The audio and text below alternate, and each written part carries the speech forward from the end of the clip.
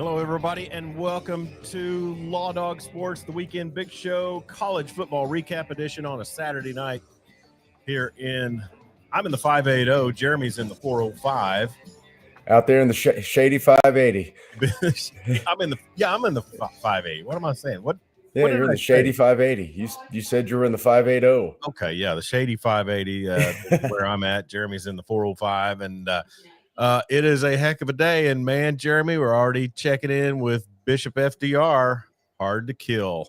There's my guy. You're damn right. Hard to kill. And I'm telling you, buddy, that is the epitome of what that team has been today. We're talking about the OU Sooners, as you can see by my ball cap and Jeremy's ball cap. It was a wild day in Norman today.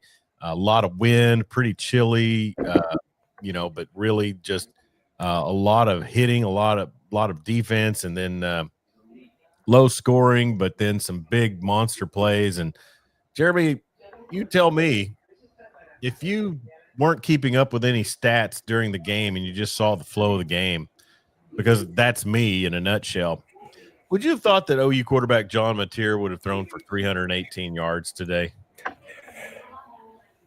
Yes. Okay. 2 massive chunk plays, and he was pretty good between the 20s. You say pretty good between the 20s. Yeah. What'd they have? 2 Tate Sandell field goals? One, yeah. So, one. But you got to remember, you had one when they got down to the 30-yard line that pushed him back. He threw an interception deep in his own territory. Yeah. I mean, he made some throws. There were plays out there to be made, but 318, with the way the weather was, I didn't expect it. 17-13 Sooners win. They finished the regular season 10-2. They will not be qualified for the SEC championship game, but according to what ABC was throwing out today, Jeremy, they are I think a 99% odds to make the college football playoff, and therefore they would likely be hosting. Am I correct? I don't know. I mean, A&M's got to drop somewhere, so that's probably going to push us back a spot outside of the hosting area. So 5 through 8 host. 5 through 8 host. So and 9 through 12 will be going on the road. Okay. So unless Auburn pulls out, well, no, because Bama's behind us. So, man, I guess Auburn got a field goal right there. 17-6. They had a touchdown called back. Okay. They went for it on 4th down and 4 at their own 40. Don't get it. Bama scores. Then they're down at 4th and 2 at the Bama 2, and they kick it. Kick a field goal. Yeah. DJ Durkin. I mean, he didn't accidentally kill a kid. Bishop Franklin Delano Roosevelt. Yes, playoffs. Let's go. 99% by CBS Sports Line. Hey, it's just good to get in. After 6 and 7, 10-2 with this schedule, just a meat grinder. I kind of had the sense that there was a bit of an emotional letdown today. You couldn't tell by the way the defense was playing, but man, that LSU offense is just as inept as ours.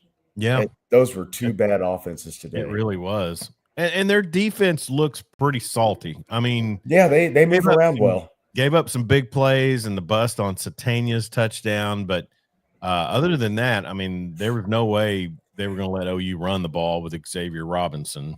Or Jaden Ott. Torrey Blaylock had his moments. He looked okay. Yeah. They lined up Satania in the backfield, finally. Move that guy around. Get him the football. He is just a game changer. He is dynamite. I need that jersey, Chuck. I need it. He is he turned the game on his punt return. Then he had the long touchdown. He had 9 catches today for 121 yards. Yeah. Just solid play all around from Satania, who is, if you didn't know, my favorite player on this team. Yeah. Well, you mentioned Torrey Blaylock. 11 carries, 42 yards. He averaged 3.8 per carry. He had a long of 21. Mateer, 8 carries, 27 yards. And then Xavier Robinson, 6 carries, 9 yards. Maybe that was a deal where they were looking to spell him a little bit. Yeah, I know he's not on the injury report. He's on the injury report, but yeah, he's not right. Yeah. And I saw Keontez Lewis in street clothes. He was also not listed on the injury report, was he? No, I don't believe so. Maybe they're just saving his red shirt. Yeah. Like you said, Isaiah Satanian, 9 catches, 121 yards, and the touchdown. Javonte Gibson, 3 catches, 66 yards. Deion Burks, 4 catches, 61 yards, and a touchdown. That was a 45-yard one, I believe, which was his long. And then Jaron Kanik, 6 catches, 54 yards, and then also Caden Helms. 1 catch for 18 yards. Yeah. Did I get that right? You missed it by 2. Oh, I'm sorry. Went over on Price is Right rules. You were over. Okay. So really, just pedestrian performance on offense. I thought when they're, Well, let's dive into these numbers, Chuck. Mm-hmm. Because of the 3 turnovers, that's the most upsetting thing to me. Sure, but they were willing to get a little bit dirty with the offense today. They threw it around a bit more. They were conservative, but they weren't quite as conservative in the pass game. They were handing off a lot more. Yeah. Now I can't find the dadgum box score. I had it pulled up just for this. Well, what are you looking for? Because I've got total yards 393 to 198. Yeah, they outgained them by dang near 200 yards. Mm-hmm. And they won the time of possession battle. You don't turn the ball over 3 times, and maybe the SEC officials don't rear their ugly heads on their touchdown drive. It's a different ball game. Yeah. Both teams 0 for 1 on 4th down. OU was 4 of 15 on 3rd. LSU was 2 of 14. Passing yards 318 to 113. That's and that 113 was basically on the 2 drives in the second half. Sure. It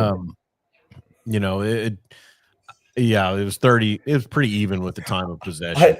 I looked at the box score at halftime, and Michael Van Buren had 7 yards passing at halftime. Yeah. He was in a hurt locker. I mean, and there's better quarterbacks than him that have had a lot of trouble with that. Oh, I know. So Kyle Albert asks, at what point do you bench Mateer? Clearly hasn't been the same since the injury. I think you've got too much invested in him and this team to bench him at this point. You just got to hope he figures it out. Thank you, Kyle Albert, for checking in on Facebook. Bishop FDR has checked in on YouTube, and then Cody Riddell checking in on Facebook as well. Defense is legit. Offense needs some work. I'm a Cowboy. The new era begins today. We will talk about the Eric Morris era a little bit more as we recap the Iowa State game for OSU. But I'm just going to say this, Jeremy. Remember when Spencer Rattler, and maybe it's because they knew Caleb Williams was the future, but Spencer Rattler, started that Texas game, just a disastrous start. And then we also saw him get benched, I think, in his season where he was the starter all season long. Oh, yes. Was it that Big 12? It was some point in time during that season and he's the last OU quarterback to win a conference championship. But yeah, he was pulled in the OU Texas game, his first year starting for Tanner Mordecai. Okay, and I think Chandler Morris got a little time in that game too. Chandler Morris, who's I believe playing right now against Virginia Tech, 40 years old. Thank you, Cody Riddell and Kyle Albert, for checking in. Also, Ricky Rodriguez checking in. Good evening, fellas. I know Ricky was happy about the OU win, but what I was going to say is, I mean, sometimes you just have to send the message that, hey, you can do a lot of things out there, but you can't turn the ball over 3 times. True. And maybe not just scrap the guy, but set him down. Set him down. I get that. We've seen that work before. I don't know the dynamics, but John Mateer looks like he just, like, the function just isn't there. Like, he can't be accurate on a consistent basis. I know. At times he looks fantastic. If he's getting pressure and he's got to make a quick decision with the ball, he's pretty good. If he has to go through progression, it ain't there. I mean, there was a time today when he looked off 3 receivers to the left, comes back to the right and throws it into triple coverage, just like he felt like he was running out of time, and he wasn't. The O-line was good today. So 1 interception's tipped at the line of scrimmage. right? Yes. And that was the one that they ran back into the red zone. Yes. The first one was that he just he threw it in triple coverage. Yeah, he was trying to fit it into Kanik, and I guess he's been listening to us, force feed Kanik. Yeah. John, if you're listening, my bad. Yeah. Get it to 5. You can't go wrong getting Isaiah it to 5. all the way. But and then the fade was so underthrown. It was just an awful throw. I was telling you before we got on the air, I looked at the guy next to me and said, just don't throw the fade. And he looked right at Giovanni Gibson and gave him the thumbs up, like, okay. And the corner's just staring at him. Oh, yeah. Everybody in the stadium knows. He just ran to the same spot he did. He didn't throw anything. He didn't try a back shoulder. Nope. He just threw a 50-50 ball. And I think that's what they were so pumped about in the spring and fall camp was Giovanni Gibson was really good on those 50-50 balls. Mm-hmm. I mean, you got to get a little higher than that. Yeah, you have to give the 50 part. Yeah, right. If you're gonna throw a 50-50 ball, you got to make your guy high point it. Yeah. Yeah, you want to throw it to the physical advantage. And really one time we saw Van Buren do that for LSU with the big hybrid tight end, just lobbed it up there. The coverage was there and was good, but dude just reached up there and grabbed it. At what point in the game did you just know that Bauer Sharp was getting ready to catch a touchdown pass that was going to end our season? Well, they tried the tight end pass and it worked. I guess that was the scoring drive. I think they just wanted to do that because he threw a pick on that last year. Yeah. Lenny Rowland checking in says defense was amazing. Yes, they were. We don't want to take away from them. John Arnold checking in said they were hard to kill. And then Max Patton from the Peanut Gallery says John Arnold hard to watch. Also, it was very hard to watch, but it was tough. Just when you thought that LSU had your foot on their foot on your throat, they find a way. I mean, you get the Deion Burks, touchdown, and how nice it is to see Deion Burks, in the end zone. Mm-hmm. It's great. But then they get the field goal in the fourth quarter with the win, and I'm just thinking, man, this could, what are we going to dial up here to at least get in some semblance of range for Tate Sandell to tie it? It's going to be tough on short shorts out there into that howling 50-mile-per-hour wind, coming out of the north. Yeah, man, it was awful. Yeah, I bet it was. It down in the south end zone, it was cutting. It was pretty bad in Western Oklahoma, so we don't even have a stadium to kind of swoop the wind around. But no, what I was going to say is the Satania touchdown, 58 yards there, 4:16 left to go. I was thankful that they got the stop. I was sitting there thinking, this is going to be one of those drives where OU can't get off the field and they drain the clock. I mean, they asked the defense played. I'm just sitting there watching, and I'm like, this is where they just kind of give out. And I think even the announcers might have talked about, the time they've spent on the field. But man, they got the stop, and then the bust on the coverage on Satania, and thank goodness that he didn't overthrow that or something. Oh, I know. Yeah, the time they were on the field, they were on the field 11 minutes in the first half. Yeah. Which is weird because it's like, man, this offense is terrible. And you look at time of possession and OU's got a 2-1 advantage at halftime. Mm-hmm. They just couldn't do anything. They would get a first down or two and then sputter. Yeah. But Venables was asked in his post game why he didn't call a timeout on that fourth down. And he said, we know everything they're going to do on fourth down. We were comfortable with our set and our formation. Well, yeah, he's got the calls. Sure. Peyton Bowen played a hell of a game today.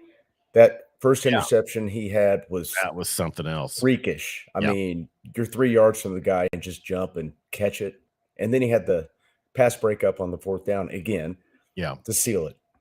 And even at the end of the game, I mean, LSU's not in a bad spot. I mean, you start playing prevent defense right there, and you can let them get within range, and then stop them on fourth down was just really outstanding. You just got to keep them out of the end zone at that point, and they were taking their sweet time getting down there. Thank God they had that little, what did they run a nickel blitz on that where he just comes out from about 7 yards deep and just came out of nowhere, just perfect contain and batted it down. Well, and wasn't it the drive before that was it Okoye or David Stone or somebody blew up the handoff? It was Okoye. It was Okoye. Danny Okoye blew up the handoff, and I guess that you would say that's like a zone read. And then I'm just going to say this, and this goes back to last night as well, because I've got some stuff to say about the Texas A&M game as well. Man, when you've got a quarterback with some wheels, why do you feel destined that you got to keep him in the pocket? And I'll say that today for Van Buren. The announcers were saying it. Same thing for Marcel Reed last night. To me, it looked like maybe there was a little bit of that from what I saw in the Michigan game as well with Bryce Underwood. I think LSU kind of figured out that OU was just going to not let Van Buren's legs beat them. Because do you recall a lot of pressures coming? I mean, 3 and 4 man, maybe. Yeah. I mean, they weren't doing a lot. They were playing zone and just sitting back. And if he runs, we got him. Yeah. I don't know. I just, even against the 3 and 4 man front with OU, you might want to move the pocket a little bit. Just a touch. Yeah. Yeah. But against that team, the defensive game plan obviously was pretty good. You held them to essentially 2 field goals and a gifted touchdown. Yeah. Dan Narva checking in. Good evening and hello, college football playoff. Good evening from Michigan, Dan. And, Jeremy, I looked at that and really I threw in Van Buren because, I mean, he's not the same. It's not the same example as Marcel Reed. But last night, Colin Klein, and I don't mean we'll come right back to OU. But there's so many of these mobile quarterbacks I see with OCs that just want to lock them into the pocket. I don't get it. Yeah, I think a lot of Marcel Reed being in the pocket last night is because he did get hurt in the first quarter. Yeah, but he looked like he was at the palatial home of the giant uterus on their artificial turf. Terrible turf they have. How do they? People tell me Texas has money. I believe you've told me Texas has money. We've been led to believe. We've been led to believe that there's a lot of money, and they still play on that crap. Oh yeah. Why? Yeah. Why? I get it. It looks nice. Texas, grow grass. Exactly. You know. I mean, we do it up here. Yeah. Yeah, it's grass is really nice and green and pretty, and it's easier on the knees and backs. And well, they got too much money going to the players, and they couldn't afford the lawn maintenance. So they just don't want to hire a groundskeeping crew, cheap asses. Keeper Willie, just a little stingy down there on the what is it, the 40. Yeah, the 40 acres of turf. Like we said, Van Buren 14 of 25, 96 yards and a touchdown. He also threw the pick, which was a definite big scoring opportunity for them. Amazing play by Peyton Bowen. Caden Durham, 6 carries, 42 yards. He led the rushing for the Bayou Bengals. I'm just going to say this, and the closeness of the game, Max Patton says they make a different kind of grass in Austin. All right. And as we mentioned on the text thread, Max called a Sayer Eagles doubleheader, junior high and high school basketball from the Paycom Center yesterday on Right Media. Very cool. Real neat for Max to get. Yours truly's never had that opportunity. I think 2 or 3 of our Right Media announcers have. So did they play on a synthetic hardwood because they don't? They played on that crazy NBA Cup court with the blue and the crap like that. So it's hard to watch, isn't it? Yeah, it was really bad. Give me the old Boston Garden parquet with dead spots in it. And then you remember the Oregon tree line court. Yeah, the Stillwater, the Pines, Cascades. So, anyways, but back on, as we go forward with the OU win, I was sitting there just bated breath, just thinking, we've got an LSU problem. Maybe we can't get a win over these guys. Well, we got one today. We did. It's like Novocaine, I guess. You just play crappy enough. Eventually, the defense is going to fall asleep, and you're going to get an explosive. Yeah, I mean, and we talk about the running the ball like that, and then really, I guess it's let your quarterback throw a bunch of inaccurate passes, and then eventually they'll flag up on their coverage. And this guy can't. Oh, he's gone. And for all of his Heisman hype, Arch Manning would have probably overthrown Satania on that one, because not last night he wouldn't have. Well, last night they talked about how DeAndre Moore was the most wide open receiver of the season, and Arch made him have to go up for it. So anyways, Max Patton said it was cool at the Paycom, and John Arnold says, I haven't looked at the official stats, but didn't know you face all of the top defenses in the SEC this year. It sure seems like it. I mean, well, I don't have conference rankings. Yeah, let me effort that. Yeah, if you want to effort that while I mention our sponsor, CCW Safe. CCW Safe provides legal self-defense coverage with plans starting as low as $19 a month. If you want self-defense support that provides deep expertise, personal care, and self-defense coverage that goes way beyond the basics, trust the team at CCW Safe. I do, and I know 2 out of the 3 founders of the company, and trust them, worked with them for years on the Oklahoma City Police Department, and they are good people and provide a great service. Use the link there in the scroll at the bottom and also in the description of this broadcast. So we'll also mention Rand Lindsay checking in. Hey, fellows, blustering. Hey, Rando. The winds died down a little bit out here in western Oklahoma, so I don't know about there, but I know you got your fill of it there at the game. Yeah, I'm a little tired from that wind. Yep. Let's see. So your top defenses are Alabama, Missouri, OU, Georgia, A&M, LSU, Ole Miss, Auburn, Texas, South Carolina. So 1, 2, 3, 4, 5, 6, 7. I would say Texas probably took a tumble through some of those overtime games with Kentucky and Mississippi State, because those were in essence kind of shootouts, right? And the worst SEC defense that OU faced was Tennessee.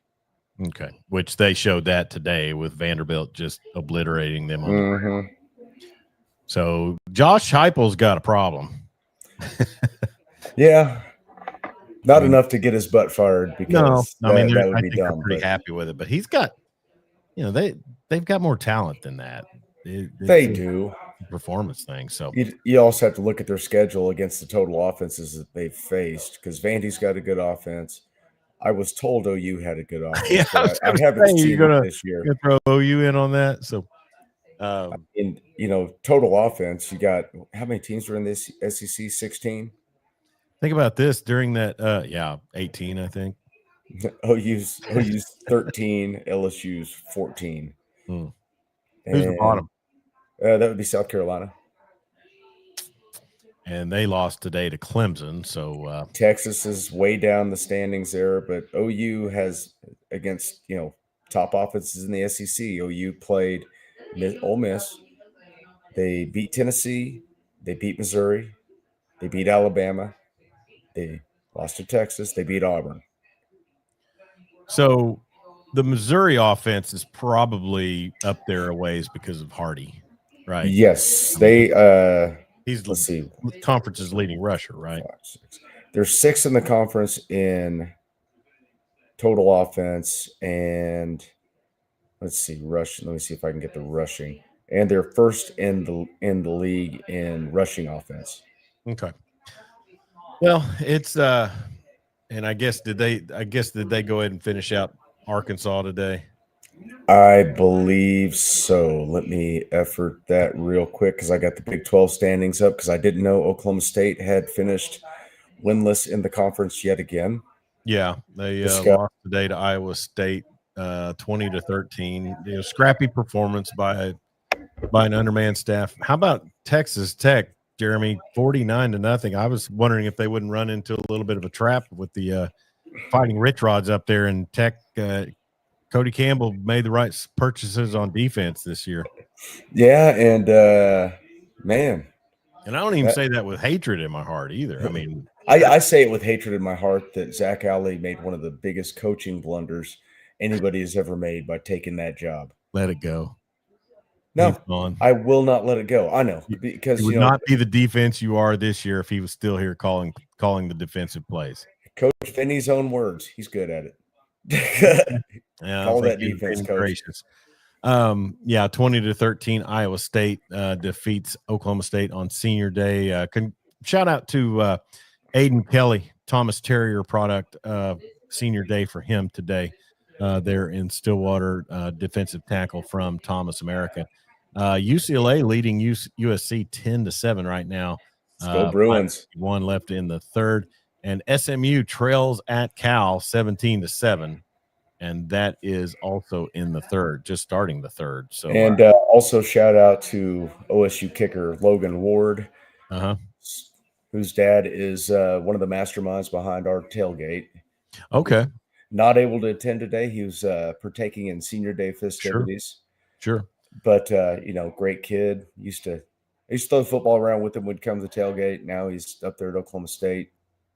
Are they from Norman, or are they? They are from Edmond area. Okay. Want to say he went to Deer Creek. Okay. Vanderbilt defeats Tennessee 45-24 in just a boat race there, and Diego Pavia just probably submitted himself a trip to New York. Do you think? I would think so. I mean, it's Mendoza's to lose, but sure. Hey, every year that ends in 5 is a running back, so maybe we'll get a running back this year. Yep. 18 of 28 for 268 yards, 2 interceptions, but also threw for a touchdown. And then Joey Aguilar, 29 of 44 for 299, a touchdown. But just, that Tennessee defense, just not much to be expected. Missouri did beat Arkansas 31-17. Hogs finish out Bobby Petrino's time, partial time there with a 2-10 record, and bottom of the SEC. They did not win a conference game, did they? They didn't. No, they did not. No. Missouri finishes 8-4. I know Conard is focusing on hunting and his burgeoning family. So hunting birds out in the Panhandle. Yeah, hunting birds out in the Panhandle, and he posted that picture of prime rib on our text thread, and I was extremely jealous. Yeah, he's ignoring his hogs. Yeah, hey, that's healthy. Yeah, I mean, that's. I mean, it's like OSU fans. Are you saying us obsessing over Oklahoma's lack of offensive production is unhealthy? Me posting tweets that say, "What did we spend $2.6 million to buy out Seth for in the third quarter?" That's where we're at, Jeremy. Can you imagine how bad the offense would be this year under Seth Luttrell? We'd probably still have JFA. Okay. I know. I mean, just remember the game where I look at it and say, okay, what are we improved at? Well, they at least score some points. They Not many, but at least they do. I just don't understand how you spend that kind of money in the portal, bring in the offensive coordinator and his quarterback, and it looks like the system is kind of new to him. That's my complaint. Well, it's not the system that's new. It's the speed of the game that's new. Well, everything wrong with John Mateer right now is his mentals. What do you think Trinidad Chambliss is, looking at compared to Ferris State and Ole Miss? Trinidad Chambliss is an absolute freak. I'm just saying. But he is a freak. He's a freak. How much hype was heaped on Mateer for his performances that wasn't? Oh, I'm aware of that. I don't know. I don't know. Maybe a difference in the offensive minds. Good God, how hard is that wind at Auburn blowing? Kid just kicked it in the stands on a kickoff. Well, I mean, it's obviously Mateer ride or die. I mean, there's no checking in with Michael Hawkins to see. You don't want to lose his red shirt. You need someone, capable next year, don't you? Hawkins played against Kent State. If he enters one more football game, he loses his red shirt. Kent State, Temple, and he played in a third game. He played did he? No, he did not. Yeah. If he enters one more ball game, he loses his red shirt. Okay. I mean, you're doing it for the kid at this point. Well, you're doing it for the kid so that when he goes Louisiana Tech, he's still got his 3 years of eligibility. Oh, yeah. If he still wants to play, they're at least trying to do right by him. Yeah, I mean, good for them. I kind of just like with Javonte Barnes and Kendall Dolby, who appear healthy, but are not suiting up any longer. Yeah. Was Kip Lewis out there today? Yes, he was. Okay. I saw CJ Nixon on the sideline. Did you? Yeah, suited up. When they made that pass to the big hybrid, I just thought, man, that could be CJ Nixon out there. Don't know about his speed on the routes, but he's 6'6". LSU threw a guy out there on that last drive. I swear to God, he was 7 feet tall, a receiver. I was like, and he had a completely clean uniform, so I know he had not been on the field. It's like, who the heck is that? I've always thought, find your tallest kid. Maybe like CJ was a basketball player. He's got a good vertical leap. Put him on the field goal, blocking unit. Just how many generational tight ends does OU have playing edge? Yeah. You know what I mean? Yeah. The Modern Prospector checking in. Hello to you, and thank you for checking in on YouTube as well. Give us your comment if you want. Anybody that wants to comment, feel free. We will read them here on the broadcast. And once again, want to mention thank you, CCW Safe, for sponsoring our program. Jeremy in Stillwater, just a rough day. For the Pokes, end of a rough season, kind of a merciful end against Iowa State, 20-13. It was, it was 10-7 at the half. So, I mean, just, one Sooner score. Magic. Yeah. Modern Prospector, Sooner Magic, baby. Absolutely. Sooner Magic had those safeties biting up, and Isaiah Satania just running all by his lonesome right down the seam. It does make you wonder, it's like Nick Saban says about, Jordan Hare, it's haunted. And, there are things that go on with, of course, Sooner Magic travels too. I wish it had been a little more haunted when Ole Miss came to town. Maybe put that ball right back in Five's hands when he dropped it at midfield when they had the lead. Fumble on your unnecessary hurdle. Yes. Forgot to mention Dan Narva mentioned Michigan State will grow some grass as well. So anyway. Iowa State defeats OSU 20-13. They finish 8-4 on the season. OSU 1-11. Zane Flores came in, off the injury list the last couple of games, 23 of 34, 202 yards and an interception. They were just left with nobody once they fired Gundy. So I mean, they did what they could. They knew what was going to happen, and now it's Eric Morris with a completely bare cupboard in essence, right? Yeah, but I didn't realize that they had spent so much money. Oklahoma State had. It was insanity when I saw that number. I can't even remember what the number was. Well, you bring in that many portal guys, yeah. Oh, yeah, you're going to spend some dough. Yeah. Rocco Beck, 9 of 19 for 113 yards and a touchdown. Carson Hansen for the no, Becht was 8 of 17 for 94 yards. Who? Becht. Hansen had 19 yards. I'm looking at the box score right here. I'm looking at passing yards for Becht. It's 9 of 19 for 113 yards. Well, one of those completions is credited to Carson Hansen. Huh. Yeah. So, the score's off then because that's the one I use. So I guess they had a little halfback pass action. Yeah, I've got 9 of 19 for 113 and a touchdown, and nobody else with a passing stat. So, really, who are you looking at? ESPN? Yes. Let's see. T-Move football stats. Zane Flores, 19 of 30, 166 and a pick. Trent Howland, 3 of 3 for 26 yards, and Terrell Davis, 1 of 1, 10 yards. Okay, well, regardless, it was just a hard day. I mean, really, Jeremy, when I look at this OSU Cowboys team, for everything that they had happened to them since that Oregon debacle, and I'll get into this too with the LSU coach. I feel so bad for interim head coaches. Oh, I know. Even Bobby. Well, I don't feel bad for DJ Durkin. But I do feel bad. Who could? I feel bad for Trino. I feel bad for whoever took over for at Virginia Tech. I feel bad for Doug Meacham. It's a very tough spot you're left with when the administration fires a guy which is now going to be happening more often when they fire a guy weeks into the season. Oh yeah, you're going to have guys opted out, preserve a red shirt. You're going to have a skeleton crew.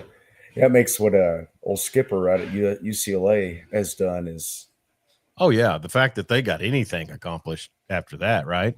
Oh no, of course, it's just crazy. UCLA went from the worst team in college football to winning games they had no business winning.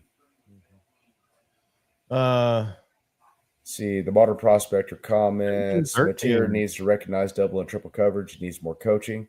Yeah, he's looking off reads that are there, and by the time he comes back, it's too fast at him at this point. Too fast for him. He needs to slow down and know who his guys that are going to get open are. I mean, he should see what the coverage is before they snap the ball. That's the purpose of running all the tempo they run. At least that's what they said at the beginning of the season. Yeah. And then they even mentioned on the broadcast, Jeremy, that they're on that last drive. They went tempo, and it made difference. It made a difference. And then that right in there could be the reason for the busted coverage. Yeah, exactly.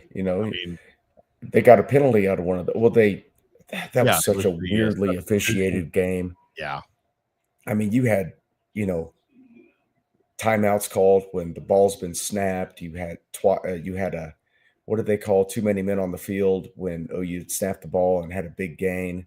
Yeah, they declined that one, right? Because of the completion. No, because it was a dead. They ruled it a dead ball foul. Okay. And it was right after that no call on when Burks got tattooed on the sideline. There should have been a PI, but they decided, nah. Yeah, we like LSU. Well, before we get back on OU, and thank you, Modern Prospector, for jumping in, and be sure and give us your comments. We'll read them on the air. OSU loses to Tech 42-0. We can see that that's pretty typical of Tech with a lot of teams now. Oh yeah.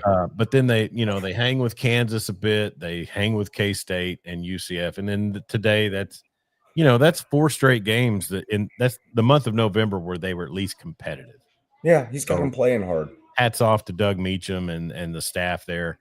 Also, hats off to Matt Campbell for throwing another 8-4 out there. Good job, Matt. To stock and trade for sure.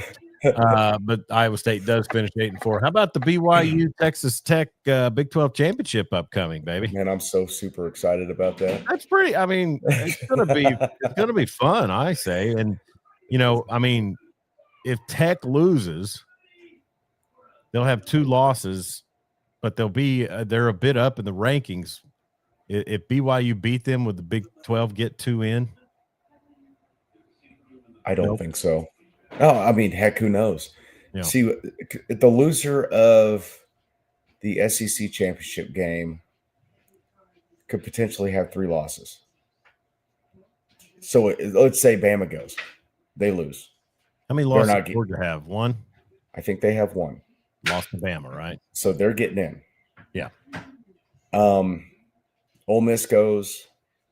If they lose, they're getting in. Mm-hmm. The only team in that scenario that isn't getting in is probably Bama, just because they'll have that 3rd loss. Yeah. Then you have Oregon, Ohio State, Indiana, probably in. I mean, they're not going to fall. I mean, 2 of them have 1 loss, one of them's undefeated. So Ohio State or Indiana will have a loss at the end of next weekend. Mm-hmm. If it's Indiana, they drop to where? Probably 5. A&M's at 3rd right now. They'll drop probably to what, 6 or 7? Yes. Tech will likely move up to 4. Uh-huh. Ole Miss could Ole Miss surpass Oregon in the next one? They could. Just based on strength of record. Yeah. But, I mean, Oregon's got that Big 10 out next to their emblem now. So yeah, but what's their best win? Oh, it was I had it on my I mean, they have a good loss to Indiana. It was Penn State at the time. Yeah, right.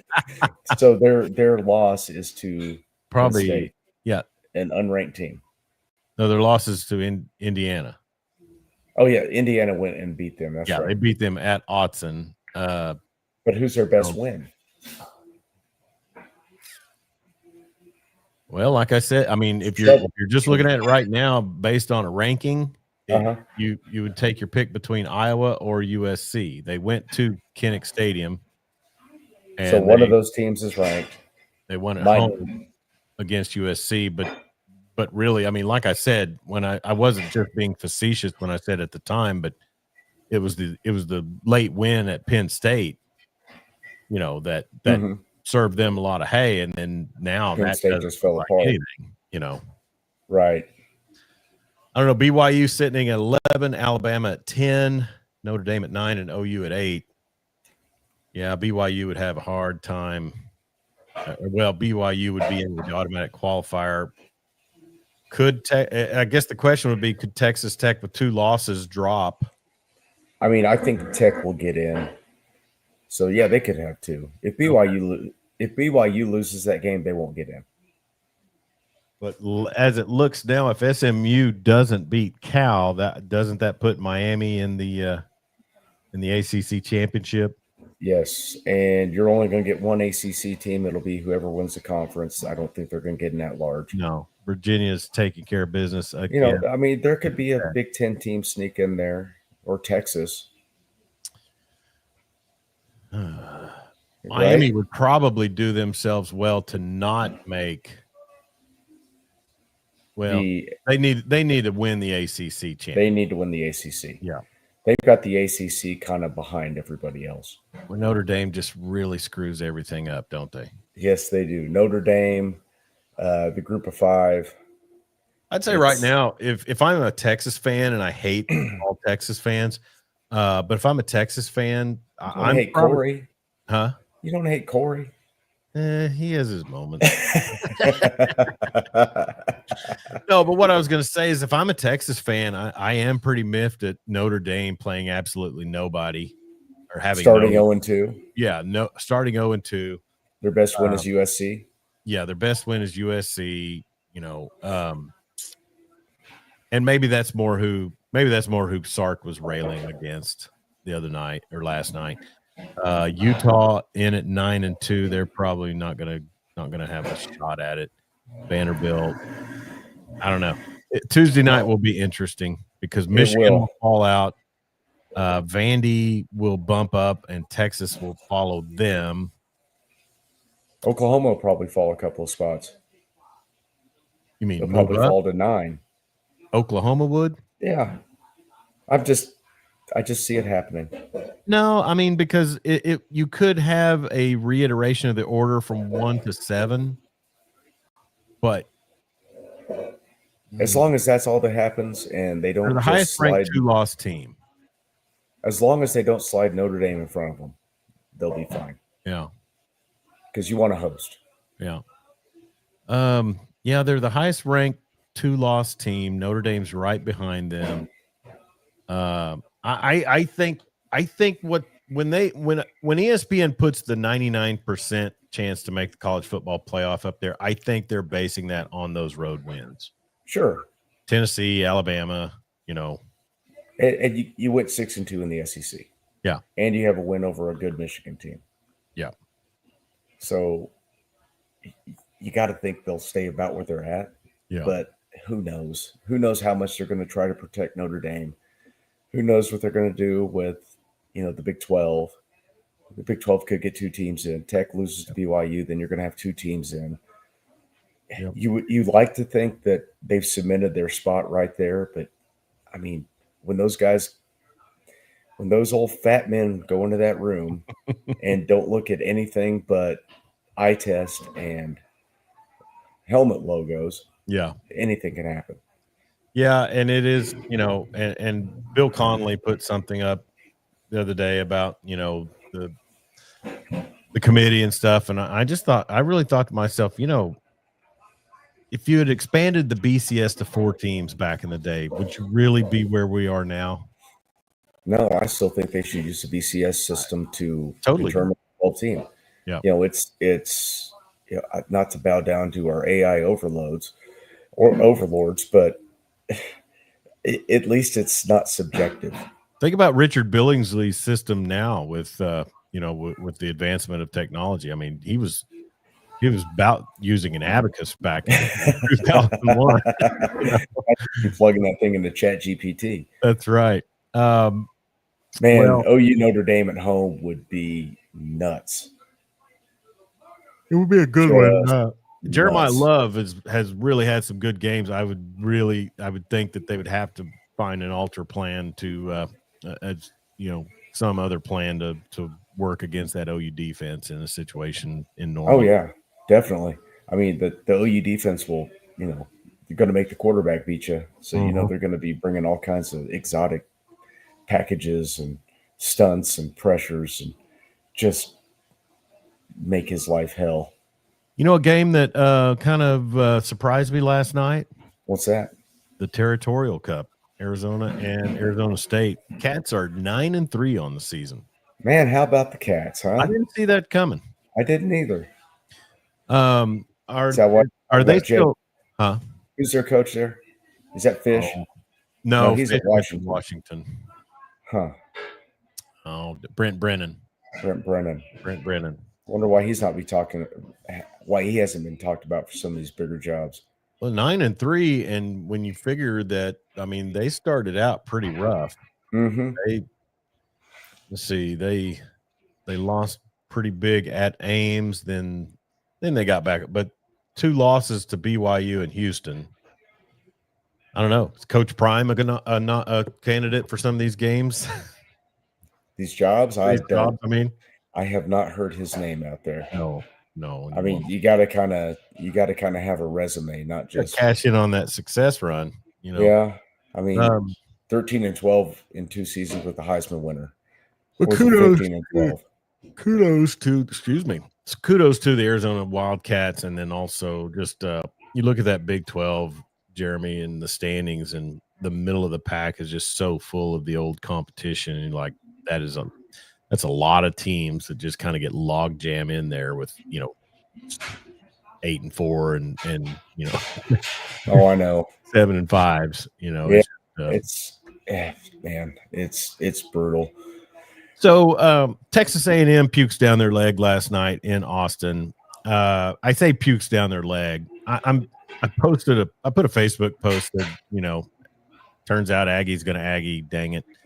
And I was pulling for Texas A&M. I wanted them to beat Texas in their home field and not fall in a situation where Texas fans can say, it's your best season in 60 years and you couldn't beat us, but they couldn't. But you knew it was going to happen. I said yesterday it was going to happen, and it did happen.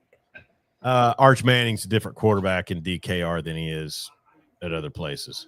I guess. He always has that deer in the headlights look, and he does. But I mean, is that his main thing? Is what? Peyton's got the ginormous forehead.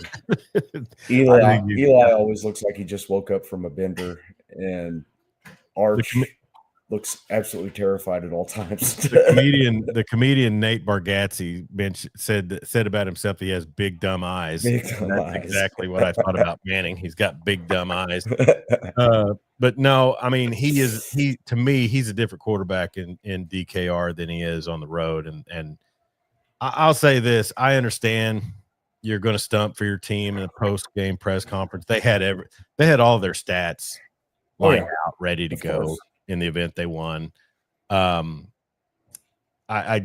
also tweeted out that I was just fully prepared for him to throw out 45-35 neutral field, Chris. I was hoping he would. I think it's just something that Texas coaches channel. Right. But I all of his complaints, all of his platforms have some merit. 3 wins against top 10 teams. I don't know if Vanderbilt's not a top 10 team, but you know what I mean? Sure. So when he threw out that they outgained Ohio State, I just thought you outgained Ohio State because Ohio State pretty much went prevent there at the end. They had a 2 touchdown lead. What they it was 14-7. Yeah. They got that one late score to cut it in half. I think it that was it. Mm-hmm. It was not a stellar offensive performance by either team. No, and it's the everyone at the time said it's the first game of the season. They were critical of Arch Manning, but they weren't really too lauding on Julian Sayin either. But for him to throw up, well, we outgained Ohio State, big effing deal. Yeah, well, you also lost a 3-8 Florida team. Well, then Florida goes and demolishes Florida State tonight, so I'm sure they're 4-8 now. Jeremy, is Norvell gone? He is. Are they just gonna hold their nose and write Summerall that check? From Tulane, I guess, is tapped up for the Florida job. I'm hearing. Man, I mean, everybody's hearing. So I guess the lane train's pulling out for Baton Rouge, huh? I don't know. Is there any smoke coming from the LSU Oxford fans? Vatican?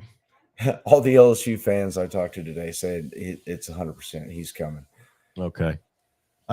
Virginia wins against Virginia Tech. I think it was 27-6, 27-9, maybe. They don't have the score back up, but they advanced to their first ACC title game since 2019. So they took care of business, and now SMU, if they want to try to keep Miami out. Well, they're down 24-13 now. They better start getting some stops and scoring some points. There's 4:52 left in the third. Auburn is trailing 20-13, just forced 4th and 2 on a Ty Simpson incompletion. USC looks like they're pulling out ahead of UCLA. UCLA. The Californians. Man. Stuart, why are you there?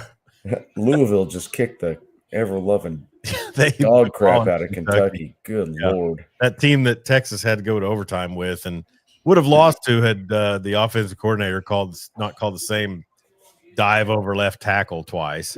Well, you got to get to a point in your season where you don't hope for other teams in front of you to lose. Like, I'm sure Texas was. They were praying the rosary and lighting candles all morning. Yeah, for OU to lose. Yeah, they needed OU and Vandy to lose, right? Yeah, and OU and Vandy did not lose. Mm-hmm. So it was quite the scene today. Michigan State, Sparty leading Maryland with 4:17 left to go in the game, 31-28. Love to see the green get a win there for Dan Narva. Yes, come on, Sparty. Yep. And then let's see. You want to do our college football pick'em and then get on out of here? I guess we can. I had a rough day. Oh, I'm sure I did. I just didn't even really care. For those of you new to the program, we have a Yahoo page that had a college football pick'em contest, and we opened it up for listeners to join if they want. And we may jump to ESPN next season to see how that works, if it works any better. But yours truly, really having some bad weeks with regards to the college football pick'em, and there's still games going on, so we'll see what we got. But right now I've got 12, so. I am sitting at 9. It was a bad, like I said, I popped it open this morning. I'm like, oh, you're kidding. Because I tried to change. I tried to switch over to Texas right before kickoff last night, and it was like, nope, you're not doing that. Yeah. I've got games still going. I had SMU covering the 13.5. That's gone by the wayside more than likely. Bama, I've got Bama covering the 6. That could still be in play. We'll see. I picked Auburn in that game, and I have NC State, who I guess is they're up 22 points. So UNC. I had the Tar Heels, so I could have topped out at 12. I need the Nevada Wolfpack to cover the 7.5 against UNLV. Yeah, I gave up on picking anything to do with former great OU offensive coordinator Dan Mullen. I picked the Wolfpack in that, and all of a sudden they decide they want to play offense. Yep.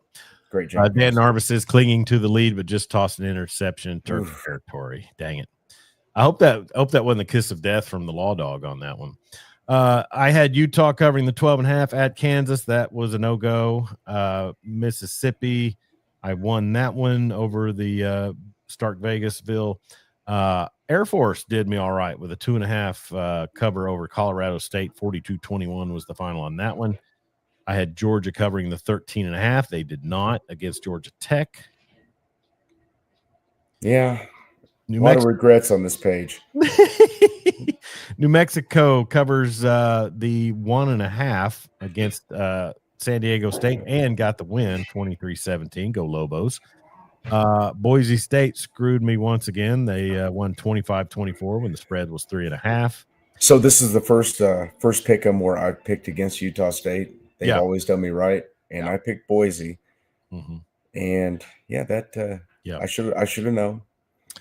Yeah, I mean 1 point loss, but man, 3.5. That's they were at. Where is Utah State? Is that Moab or it's somewhere up there? Logan. I think it's Logan. Logan, Utah. Yeah. Longhorns cover the 2.5 against Texas A&M. They won by 10. Last night in the Territorial Cup, I took Arizona at the 1.5 they were getting and giving, and then they covered that with 23-7. Arizona State really had a rough season without Sam Leavitt. I mean, starting quarterbacks are a premium in college. They are. You better find at least a capable backup. I know that's understatement of the season, but yeah. I had South Carolina covering 2.5 against Clemson. They did not. I picked Clemson in that game. Look at me. Yeah. Buckeyes of Ohio State covered the 10 against Michigan. I had Ohio State in that one. I took a big bath on the Wildcats of Kentucky covering 3 against Louisville, and they lost 41-0. I actually picked Louisville in that game, so one bright spot. Nice. BYU covers the 17.5 against UCF. 41-21 was their score. Penn State beats Rutgers 40-36. I had the Nittany Lions covering the 13.5, which they did not. Same. I took OU to cover the 10 against LSU, and they won by 4, Jeremy. I picked LSU. Man. Took the points in the under. Hammer the under. Yeah, the under was there for the taking. Minnesota was a 1.5 point favorite over Wisconsin. The Badgers lose. I had Wisconsin covering the 1.5. They lost 17-7 in a game that nobody cares. Yeah, it's got to quit thinking that Wisconsin can play football. Yeah. Oregon covers the 6.5. I had them getting that cover at Seattle, 26-14, the final. I took Vandy in the cover against Tennessee. The line was 3, and they won that one 45-24. I didn't understand that line. And I should have picked Vandy, but I didn't. I took Missouri covering against the Razorbacks in Fayetteville, 2.5 point favorites. 31-17 was the final. Yeah, got that one. The Chanticleers of Coastal Carolina could not cover the 21.5 against James Madison. Final score 59-10. Yours truly took the Chanticleers. I took JMU, and they won by 7 touchdowns. Are they the group of 5 qualifier? James Madison, or we'll see how.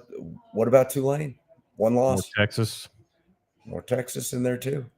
Yeah. I had the Gators covering 1.5 against Florida State. 40-21 was the final there. Wazoo covers the 13.5 against Oregon State.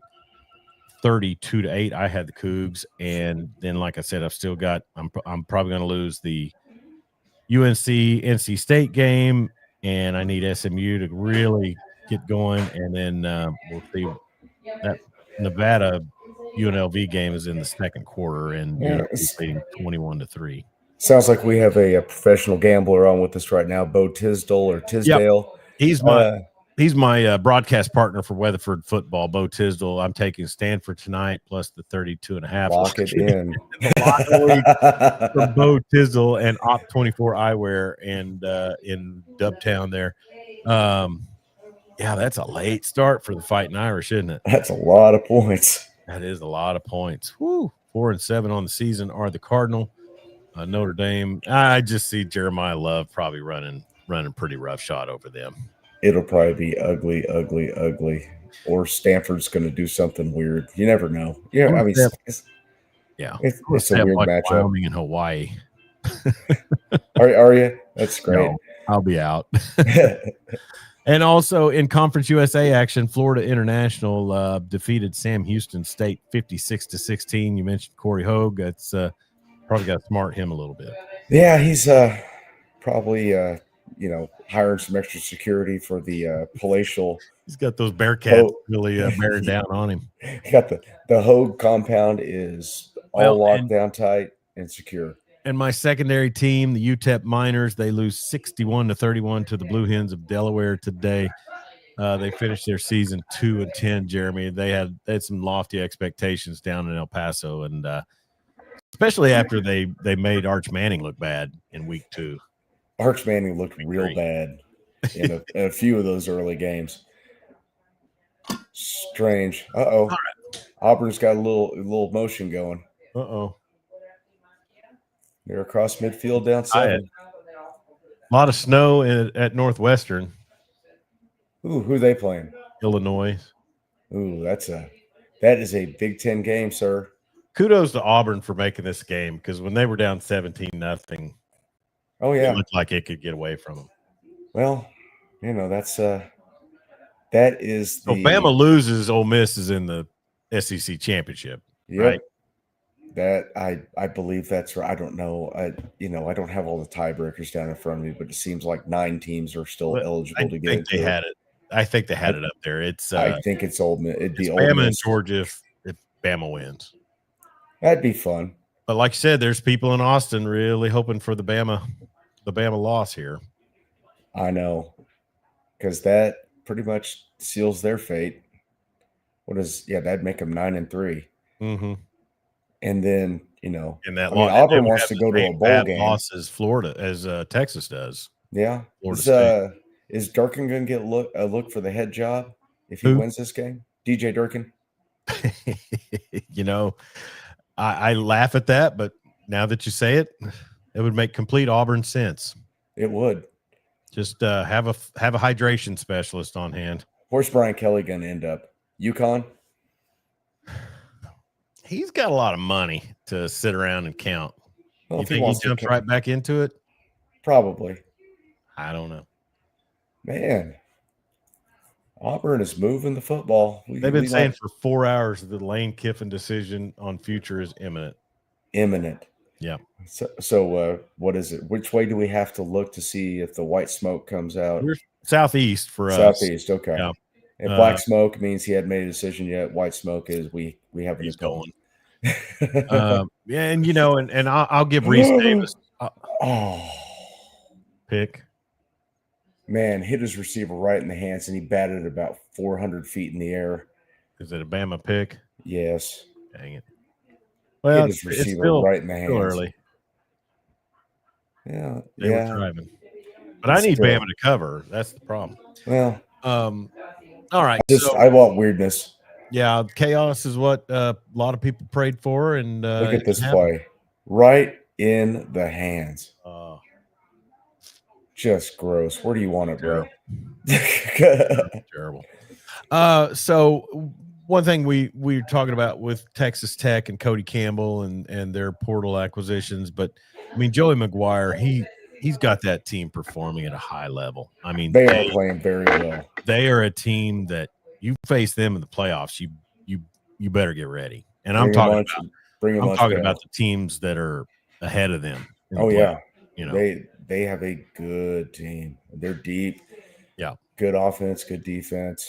Keep Baron Morton healthy, and they can do things. Oh my God, Ty Simpson is getting hit a lot. 21-10 in the fourth for USC and UCLA. You say 21-10? Yeah, 21-10. Okay. All right. So anyways, kudos to OSU, the Cowboys, for finishing out their season with dignity and pride, and rough go, but there's got to be better things around the corner with a coaching change and the youth and the enthusiasm that he's going to bring, and hopefully they can manage that. And the quarterback he's going to bring. Yeah. Maker and Caleb Hawkins, the running back, and I think there's a receiver there too that would be. But, I mean, like we said yesterday, Jeremy, on the Weekend Big Show, it could be It could be matching bags or bigger bags somewhere else. I mean, they've made a name for themselves. But that's true. You got to hope that loyalty to the coach and the system, and to be able to step up into a conference that's it's not as daunting as if you transfer to a Big Ten or an SEC school. Well, and when you go hire a new offensive coordinator and he says, "Hey, I've got this guy who ran the system for me for the last year or two, and he'll be great here." You like to think that that's going to work out really, really well. You would like to think that. Or you could just ride your defense into the playoffs. You're going to ride them, but man, I was sitting there thinking to myself, they're not going to win this unless they can come up with a pick six or something. Hey, and you've felt the dopamine rush that is the Lincoln Riley offense, followed up by the soul crushing, just holes and sieveness of the Mike Stoops, Alex Grinch, Bob Diaco, Ruffin McNeil defenses.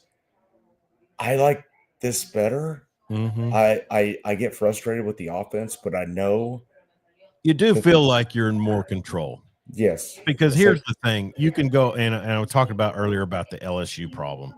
You go back to that 2004 Sugar Bowl. And yes, LSU made some big chunk plays. I think they ran a crazy reverse that caught OU off guard. I mean, that was a generational defense. Ran like 400 yards to track him down. Yeah. That was like a generational OU defense, and they were, you look. Just remember the second half of that game. Yeah, and that was the first game that Venables was on his plays. Yes, and I think they had 58 yards in the second half of that game. Exactly. But and so in that situation, you do have a little more confidence with defenses that can really dictate the game, hold the score down. But I'll say this: you mentioned the soul crushing that went on in the Lincoln Riley era. The soul crushing going on was when you couldn't get a stop, but then when the offense did get back out there in the third quarter, he all of a sudden, would either get too cute or go super conservative.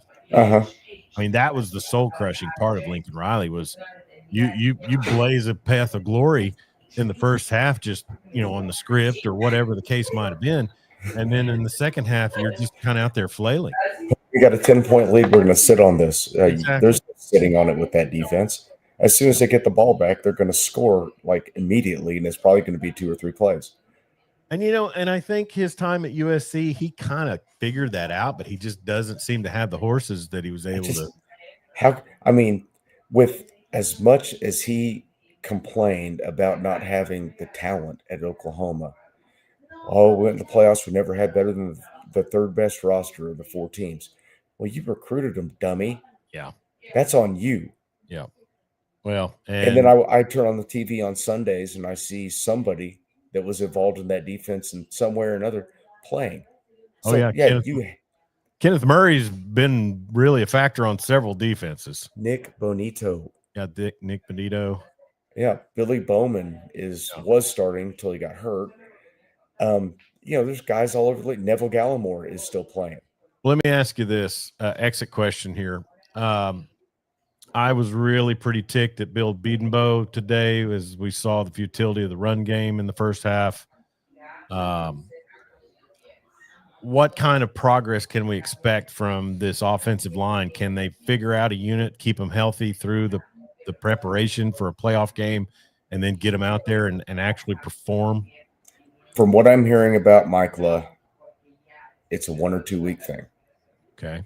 So it's not – it's an illness. And it was Nwayu that – or Fabechi slid over to center. Yeah. Didn't have any trouble snapping the ball. OJ moved into that guard spot, right? OJ, and then Derek Simmons played right tackle. I would foresee that Mike Love will be back by the playoff. He's got 3 weeks, so from what I've heard, as a unit in that time too. I mean, and in preparation for playoffs, do you practice some snaps against the ones 1-on-1s? Yes, definitely.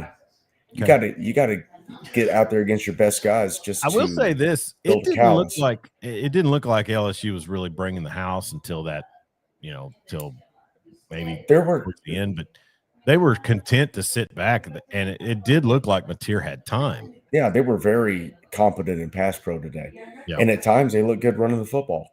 But it's dumb just penalties, though. Dumb penalties. It is what it is. Yep. Well, it's a win. A win's a win. And you don't have to worry about those things when it's a win. Those are fixables. Yeah. So they'll be playoff bound. We'll do the weekend big show next week. When we'll do the big show next week on a Friday. I'll be prepping for the beginning of high school basketball, but I will have time. And then I don't know what our plans will be with the college football recap with nothing but I don't know. We would probably have a pretty good handle of what the playoff would look like. So let's do one more. Okay. Next Saturday. Let's plan on one more next Saturday. How about that? Sounds good. All right. This has been the Weekend Big Show college football recap. We want to thank everybody who tuned in and everybody who commented. We appreciate your comments so much, and keep them coming in from Facebook and Twitter X and YouTube. And, Jeremy, it's we've got some new subscriptions on YouTube, and then also they're jumping in and commenting. So we fantastic. Really them a lot. And then some of our old faithfuls too. Ben Marva up in Michigan, John, Kyle Albert, Ricky Rodriguez, John Arnold, Max Patton. We thank you all as well. And then Rand Lindsay. I haven't seen that guy in forever. All right. I haven't either. All right. He retired? He has retired. Well, he's no longer working with me. So other than being retired, I doubt he's retired. He's probably Bo Tizzle said get the beard back, so apparently he doesn't like the fatness of my face. I had the playoff beard going all the way up until we lost, so it's time to grow it back. That's right. It might be cold enough that I get it started back. Hey, I was thankful for this today. That's right. Jeremy, I'm thankful for you, buddy, and thankful all for of your insight and all of your contribution to this program. Couldn't do it without you, pal. Well, thank you. It's awesome, fun. Glad we're starting to grow a little bit. People get the word out there. It's kind of cool. Really enjoy doing this. Yeah. Just and keep it up. Check out our sponsor, CCW Safe. The link is in the description and there at the bottom of the scroll. So share our content and subscribe to our YouTube page. Be safe out there. Don't text and drive, and sure don't drink and drive. We'll talk to you next week at 9 o'clock on Friday morning for the Weekend Big Show.